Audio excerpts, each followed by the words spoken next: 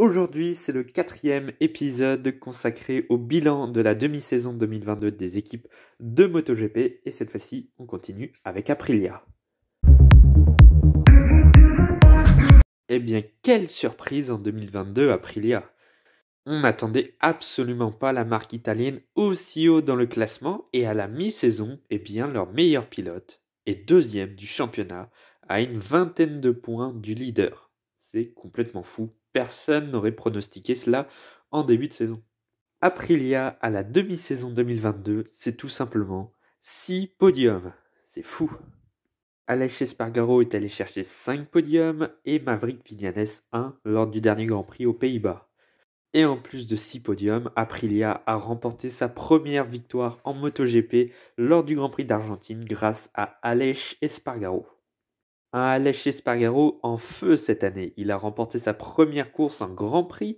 Non seulement il n'avait pas remporté de Grand Prix en MotoGP, mais non plus en Moto2 et Moto3. C'est sa première victoire en Grand Prix Moto. Et ensuite, il a enchaîné 4 podiums de suite entre le Portugal et l'Italie, et il est sur une série de 7 top 5 consécutifs, tous depuis le Portugal. C'est complètement fou, et Aleix Espargaro, il est deuxième du championnat, à 21 points de Fabio Quartararo, c'est fou. Du côté de Maverick Viñales, le début de saison était un peu compliqué, mais ces derniers temps, on retrouve un Viñales avec une performance bien meilleure. Surtout depuis le Grand Prix de Catalogne où il est allé chercher une belle 7e place. En Allemagne, il a abandonné sur problème mécanique, mais il jouait le podium face à son équipier Aleix Espargaro et face à la Ducati de Jack Miller.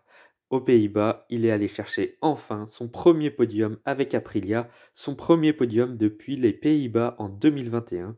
Il était encore chez Yamaha à cette époque-là. Tous ces résultats positifs font que Aprilia est passé à la 3e place du classement des constructeurs. 3e. Ces dernières saisons, Aprilia naviguait entre la 5e et 6e place. En tout cas, ils étaient toujours derniers depuis 2015. Et cette année, ils sont au niveau de Fabio Quartararo. Je ne vais pas dire Yamaha parce que Yamaha... voilà. Et même peut-être presque au niveau du Ducati. Ducati est leader du championnat, mais parce qu'ils ont 8 motos sur la grille. Aprilia en a que 2. Et ils sont franchement pas loin de Yamaha pour la 2e place. Surtout que derrière, c'est la Bérésina. KTM n'y arrive pas, Suzuki non plus, et on parle pas de Honda. Pour moi, la 3e place du championnat des constructeurs est scellée pour Aprilia, s'il continue comme ça, évidemment. Il faudrait évidemment pas une chute des performances dans la 2e partie de saison, ça pourrait être catastrophique pour la marque italienne. Surtout qu'avec ces résultats, ils ont perdu leurs points de concession, donc ils perdent tous les avantages que cela avait depuis leur arrivée en 2015, notamment en termes de développement, de moteur, etc. Et encore, à la mi-saison, on a un pilote Aprilia qui joue le titre mondial. On pourrait éventuellement avoir un pilote Aprilia champion du monde dans la catégorie Rennes. Ce serait complètement fou. Personnellement, moi-même, jusqu'au Portugal, je ne pensais pas voir un Aleix Espargaro 2e à la mi-saison. Et il restera certainement sur le podium du championnat du monde encore un petit moment. Bagnaia est assez loin derrière. Même après une victoire et 2 podiums à cette époque-là, dont 3 top 5, je ne voyais absolument pas Aleix Espargaro se battre pour le titre. Lui qui n'a fait qu'une 7e place comme meilleur résultat en 2014 avec Suzuki en championnat du monde, évidemment. Il a fait un podium cette année-là, je crois, ou en 2015, je ne sais plus. En tout cas, chez Suzuki. Il n'avait toujours pas gagné de course en championnat du monde MotoGP. Et bien là, tout est réuni pour voir Aleix Espargaro se battre pour le titre. Et la pression, il la gère bien. En 2022, c'est tout simplement le seul pilote de la grille à avoir marqué des points à chaque Grand Prix. Même le leader Fabio Quartararo a échoué dans le dernier Grand Prix, dans un Grand Prix catastrophique pour le Français aux Pays-Bas. À voir maintenant si Aleix Espargaro et Aprilia pourront se battre pour d'autres victoires, notamment aux Pays-Bas où Aleix Espargaro a fait une course magnifique. Il aurait pu remporter une 2e course. Je pense que l'Aprilia, si elle continue comme ça, pourra gagner 1 ou 2 victoires supplémentaires dans la saison. Et Aleix Espargaro, bon, je ne le vois pas encore champion du monde, mais franchement, un top 3 au championnat du monde, moi je vois bien Espargaro dans le trio de tête à la fin de la saison.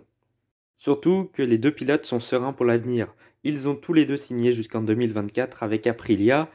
autant aller chez Espargaro que Maverick Viñales. Maintenant, ce qui m'inquiète le plus pour l'avenir d'Aprilia, c'est d'avoir une équipe satellite l'an prochain avec l'arrivée d'RNF, de Yamaha. Il va y avoir des coûts supplémentaires. Est-ce que cela aura un impact sur la machine officielle de Espargaro et Viñales en 2023? Ça, on verra tout ça.